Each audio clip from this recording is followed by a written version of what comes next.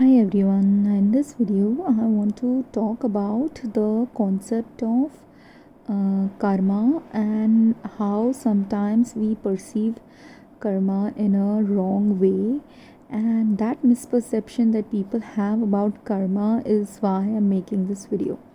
Like everyone else, I too used to earlier consider that karma is a net result of consequences of whatever we chose to do in this life or in our past life.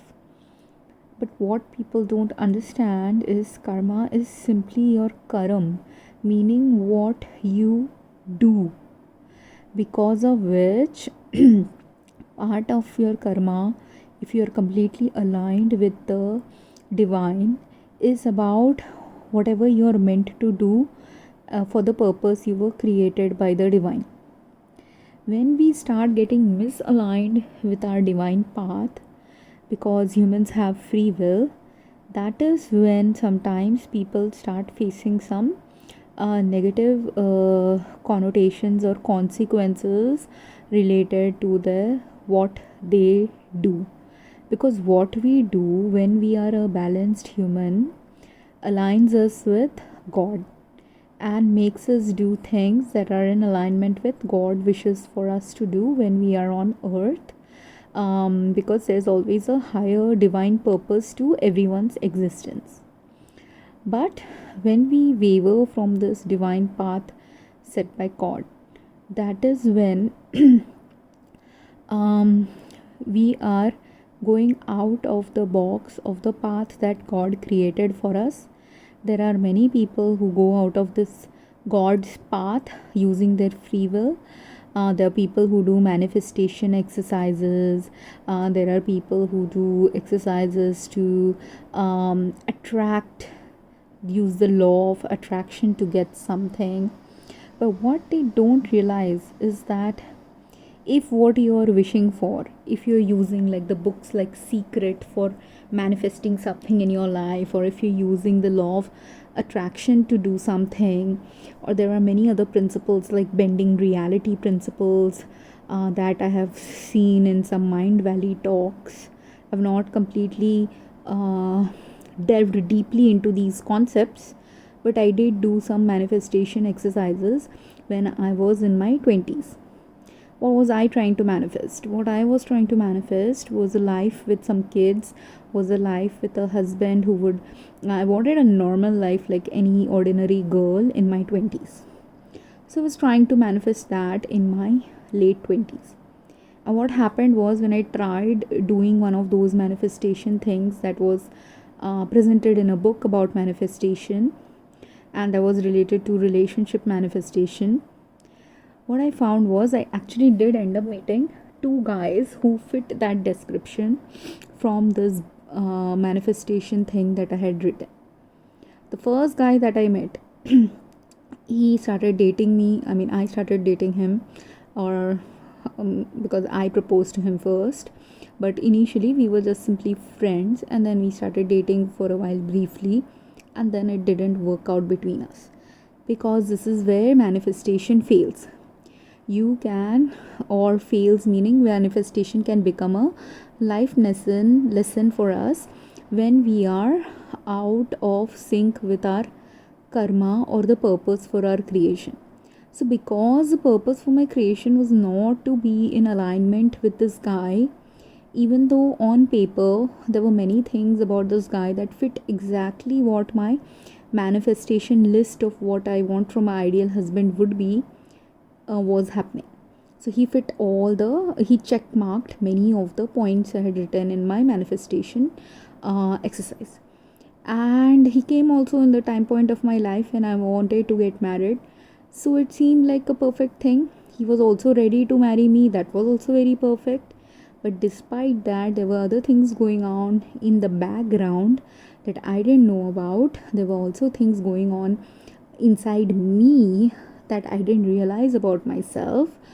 There were also incompatibilities between our personalities, and many other things like that, which eventually caused that relationship to break apart. And this is where people don't understand usually the concept of karma or manifestation, that is the negative aspect of manifestation and karma. People usually think it is all fun and games when they do some manifestation exercise and they attract something that they had wished for, and it appears in their life, and for a while, for a few years, for 10 years also, sometimes it can seem all perfect for us.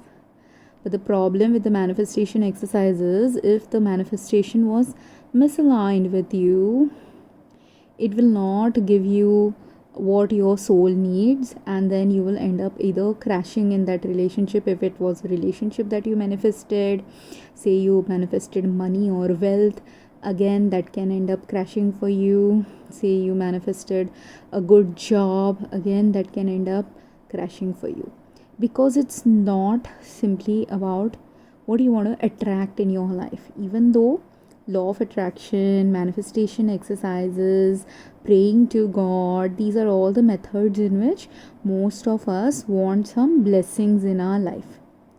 But if you are into the principles of Buddhism, Hinduism, or even look into Christianity, or even look into the life of the people who founded different religions, you will see, did any of them actually have a life of comfort, wealth, power all the time or at all?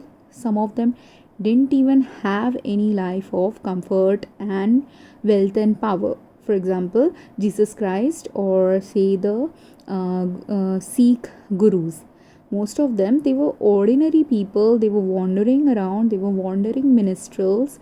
Their purpose was to wander around and help the common man. That's why you'll see there are many ascetic gurus, even like some recent ones like Sai Baba. They have all, when the ones who were really highly spiritual, led lives of poverty or led lives among the commoners many a times. And there are rich ones also, like Prophet Muhammad or even Sri Ram, who were born into rich families, but they both had suffering and separation from their wives. Buddha also was married and was rich and was a prince, and again he quit his princely kingdom to become Buddha and to get the the moksha that he was striving for in his life. And he wouldn't have able to achieve that moksha if, first of all, the people in his life hadn't forgiven him, hadn't cleared the karma they had between themselves in order for him to achieve the moksha that he attained. And secondly, he himself, his karma of that lifetime was such for Buddha that whatever he did after he left his kingdom had to be of that great massive consequence that led him to finally attain his moksha. So that is what he did, some karma and he did some dharma. That's why with the Buddhism principles, dhamma or dharma is also equally important. What you do and what you choose to become. These are what karma and dharma are. According to me, I am still learning about these steps, but what I am learning, I am also trying to teach as I am going and learning about these principles. And that's why I am creating this video. So, there are many rich people also who are also on a spiritual path. There are many poor people also who are on a spiritual path. There are also average middle class people also who are on the spiritual path on earth. But in order to be on the spiritual path, our karma and dharma plays a role in the way in which our life and spirituality will shape up on earth. And that's where, if Jesus was only manifesting like he wants to heal everyone, so why is God not healing everyone? Why is it God can heal anyone, right? It is up to God. If it is up to God, if God has created us, if you believe in that core principle that God has created all of us, then God has the capacity to heal all of us. But then why does God not heal all of us? If God created Jesus and God was father of Jesus, God could have stopped anyone from striking Jesus, because didn't God do that to Moses? When Moses was trying to take the Jews away from Egypt and take them away from the rule of the pharaohs, God sent 10 different kinds of plagues and other catastrophes in the life of these Egyptians. I think it was 10, because again, I'm not a very religious person. These are just the stories I have listened to while going on my spiritual journey. So, if I'm a little bit wrong about the technical details of this, please do forgive me. I'm going into the spiritual or essence and spirit of these messages. So the spirit of message, when Moses wanted to free the Jews, he was given the power to strike a whole nation of pharaohs and Egyptians, right? He was given that power to strike them. Many people died, many children died, many things happened that God gave him the power to do. But the same thing God could have given to Jesus as well. But why didn't he do that? Because for Jesus, God had a different plan. And based on how Jesus would do his karma and dharma is the reason what determined what would happen to Jesus. Same thing with Moses. Anyone who God is trying to guide into a spiritual path, to do something that is aligned with God's purpose for their life, every time we do something, while free will is applicable to everything we do, apart from the free will, what God has created us to be, or who we end up becoming in our soul essence, determines how God will use us for God's purpose. And that's why there was a difference when Moses had to free the Jews, and there was a difference when Jesus had to create this whole Christianity religion eventually after his resurrection, right?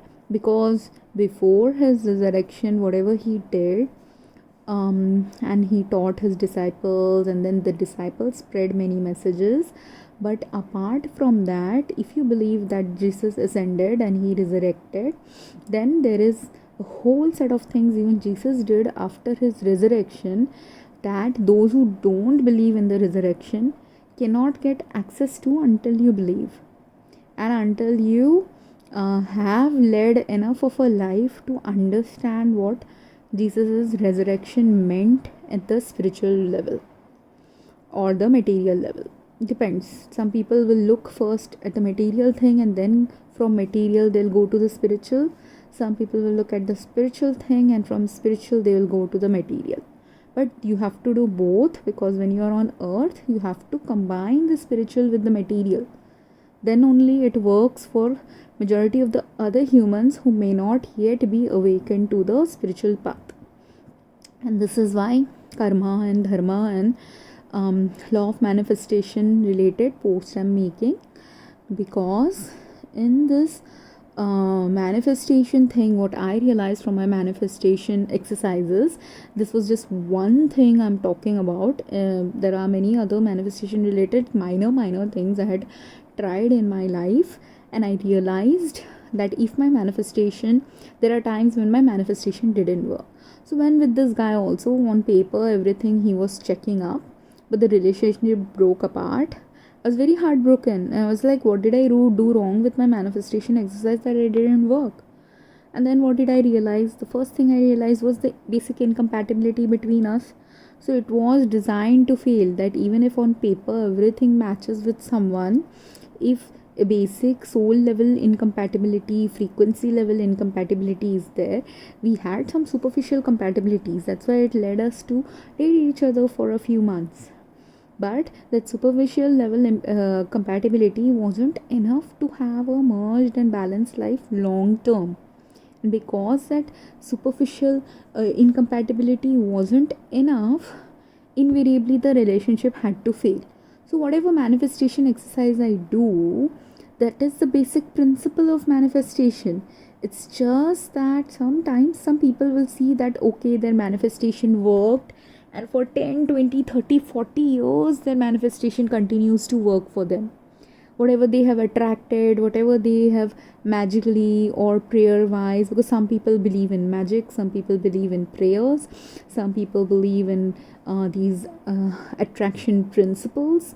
It doesn't matter what you believe in or what you practice, but each of these ways of living, when you're praying to God, when you're writing something on a manifestation journal, when you're trying to consider yourself, when you consider yourself powerful enough to magnetize something in your life, each of these are three different parts of attracting something in your life and gaining something in your life.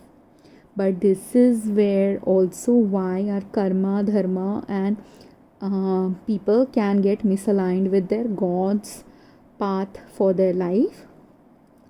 Because when you are just pulling things, gaining things, getting things, asking for things, what is happening? You've not balanced yourself. You're not, when you have pulled something, you have to also push it. When you have gained something, you have to also give it.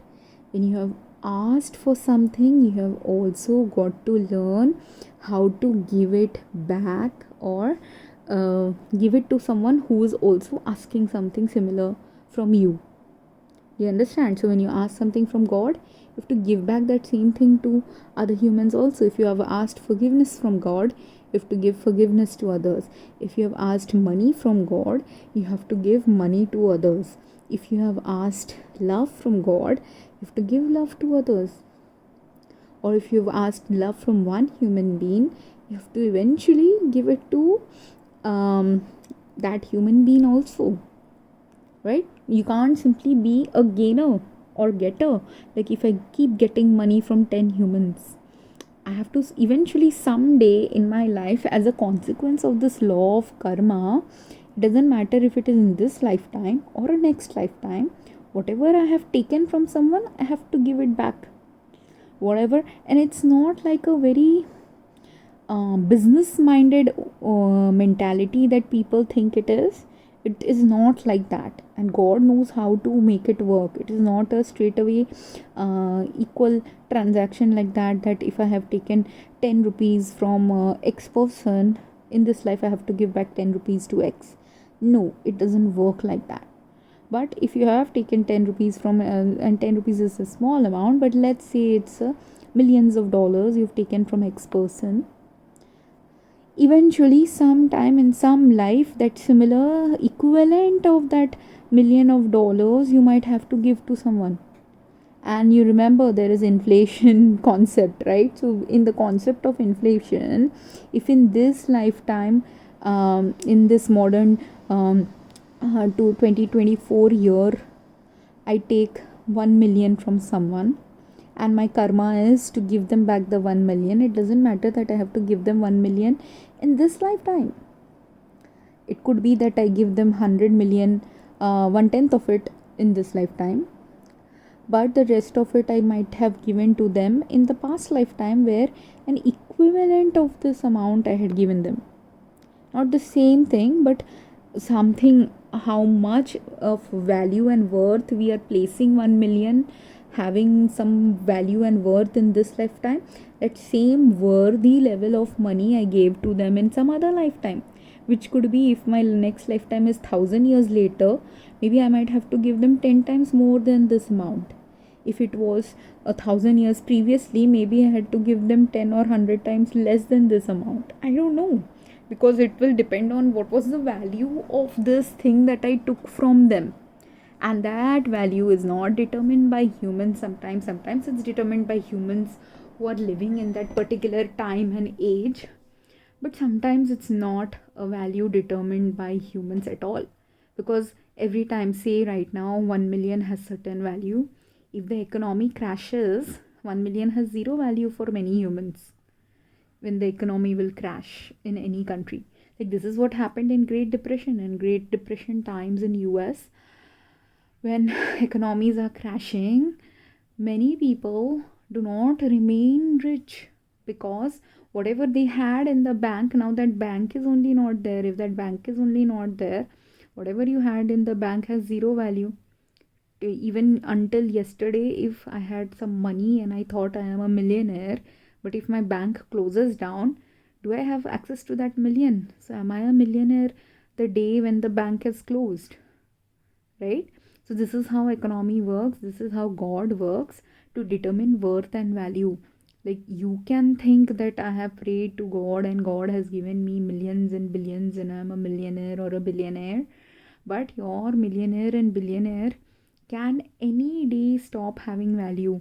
It stops having value the day you die. It stops having value the economy crashes. It stops having value, say you live in a particular a country or a state where natural calamities and disasters are happening, and the moment everything goes away in that area, will you have anything left to speak for? That's why many millionaires also divest their money and have money in different accounts in different countries. But again, whatever people are doing to ensure that their money stays in their hand, that their wealth stays with them and it continues on with them, is determined by their karma.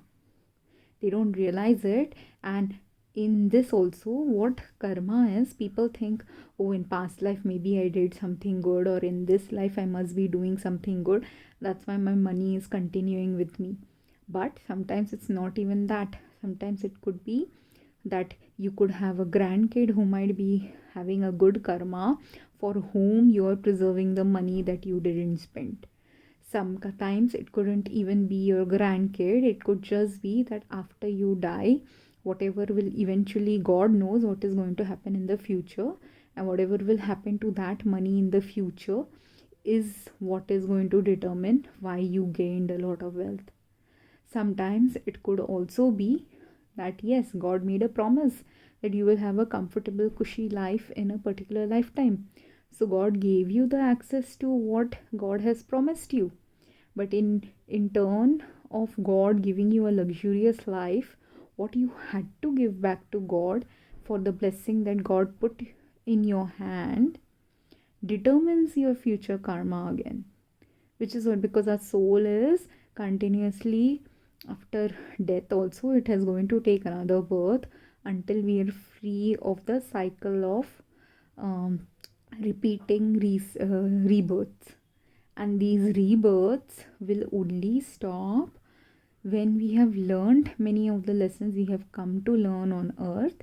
When our earth life's lessons are learned, that's when our karma ends on earth. We attain moksha. Our karma and dharma both end. We attain moksha and we leave earth. Right? I don't know about dharma, if dharma just ends, but karma on earth ends, because karma is the work you're doing. Dharma is your spiritual essence, and that spiritual essence likely you might carry with you. I'll have to think a little bit more about dharma. Right now because I'm a doing kind of a person, I am more equipped to speak about the karma aspect of things. And I'm also not just a doing kind of a person. I'm a doing kind of a person, and I'm also a non-doing and resting kind of a person. Because karma is this as well. Your karma is what you choose not to do as well. And in what you chose not to do, there also some karma lies. And in choosing not to do something, if you were made some egregious mistake where you weren't aligned with the path and soul contract that you had about you taking responsibility of something and then not fulfilling that responsibility, then you choosing not to do something also adds to your karma. That's why when I mentioned a rich person, God could have blessed you with becoming a millionaire and a billionaire. But if you didn't align yourself to the path that God was ideal path, the best path forward for your soul on earth, and you were very misaligned with that path, because you were doing manifestation, you were doing prayers, but you were not spiritually attuned to your soul self. When you're not spiritually attuned, or when you didn't balance your karma and dharma, then what starts happening is you might be not doing many things you were meant to do when you had access to a certain amount of money, and the things that you didn't do then adds to your bad karma or good karma, or whatever you're not doing was leading towards, because you never know when not doing where it will add to your good karma, where will it add to your bad karma. You will only know this knowledge if you are meant to know about this.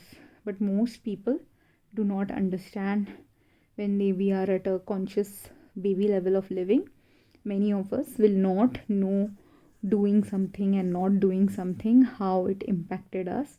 We will only come to find out about that after death, or we'll come to find out about that before death if we do some spiritual reflection about what unfolded in our life before we die.